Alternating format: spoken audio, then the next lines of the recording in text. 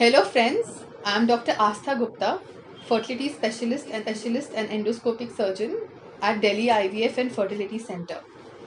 Today we are going to talk about a very important topic which is fibroids or myomas, जिसे हिंदी में हम रसौली भी कहते हैं. So fibroid, what is a fibroid? Basically ये एक growth होती है. This is a growth in the uterus. This can happen in different parts of the uterus. So today I will talk to you in detail about fibroids कैसे होते हैं, what are the fibroids, how are they, what is all about fibroids basically. So this is our uterus, okay. So fibroids can happen in any part of the uterus and they can be of various sizes. They can be big, small, size of a pea or up to the size of a big football also. Up to 12-14 centimeter fibroids are very commonly seen sometimes in patients. तो ये जो fibroids होते हैं हमें कैसे पता चलेगा, एक वुमन को कैसे पता चलेगा, क्या सिम्टम्स होंगे जब फाइब्रॉइड्स होंगे. तो या तो हो सकता है कि बहुत ब्लीडिंग हो, जैसे पीरियड्स के दौरान जो नॉर्मल ब्लीडिंग होती है उससे काफ़ी ज़्यादा क्वांटिटी में ब्लीडिंग होना या काफ़ी ज़्यादा दिनों तक ब्लीडिंग होना, ये फाइब्रॉइड्स का काफ़ी कॉमन सिम्टम है. और क्या चीज़ें होती हैं फाइब्रॉइड्स होते हैं तो कई बार फाइब्रॉइड्स इतने बड़े हो जाते हैं कि पेट में हेवीनेस लगना या फिर पेशाब में या फिर स्टूल्स में प्रॉब्लम होना, क्योंकि इतने बड़े बड़े फाइब्रॉइड्स हैं वो अंदर और सारे ऑर्गन्स को प्रॉब्लम में करते हैं. कई बार इनफर्टिलिटी मतलब बच्चा ना कंसीव करना, वो भी फाइब्रॉइड्स में होता है, क्योंकि फाइब्रॉइड अलग अलग कारणों से जो नॉर्मल प्रोसेस है बच्चा होने की उसको नहीं होने देता, उसमें वो प्रॉब्लम करता है. तो इसलिए भी फाइब्रॉइड्स, इसलिए भी ऐसे लोगों को भी फाइब्रॉइड्स बहुत कॉमनली माने जाते हैं, मतलब बहुत कॉमनली इनमें पाए जाते हैं. जो फाइब्रॉइड्स हैं ये मोस्टली बेनाइन होते हैं, मतलब ये कोई ऐसे ट्यूमर, एबनॉर्मल ट्यूमर नहीं होता, इससे कोई घबराने की बात नहीं होती.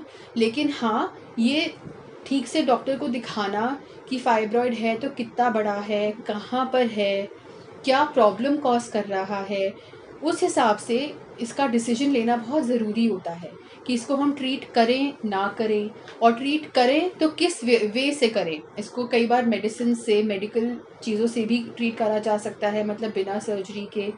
लेकिन अगर फाइब्रॉइड बड़ा हो या प्रॉब्लम कर रहा हो तो काफ़ी बार इसकी सर्जरी भी करनी पड़ती है. जो फाइब्रॉइड्स की सर्जरी है आजकल के ज़माने में लैप्रोस्कोपी या फिर दूरबीन से हो जाती है. इसमें ज़रूरी नहीं है कि पूरा पेट काट के आपको फाइब्रॉइड की सर्जरी करनी पड़े. दूरबीन से मतलब आपके पेट में 2-3 छोटे छोटे होल्स करके आराम से ये बड़े से बड़े फाइब्रॉइड्स निकल जाते हैं.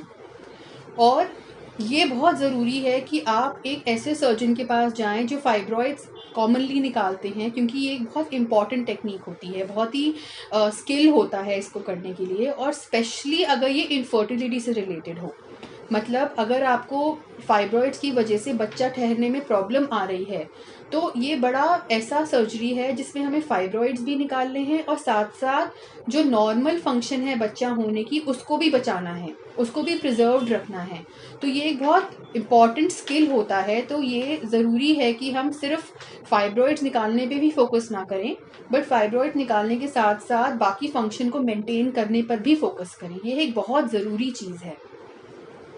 और सबसे इम्पॉर्टेंट है कि इसको हम सही तरीके से सही जगह दिखाएं और जो ये प्रॉब्लम कर रहा है उसका हम सोल्यूशन निकालें.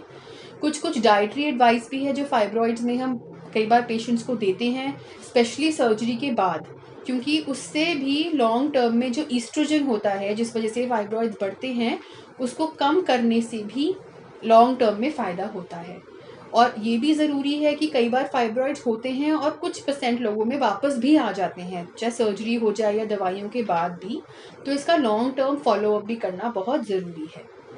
और अगर आपके पास कोई भी सवाल हो तो please feel free to reach out to us. Thank you.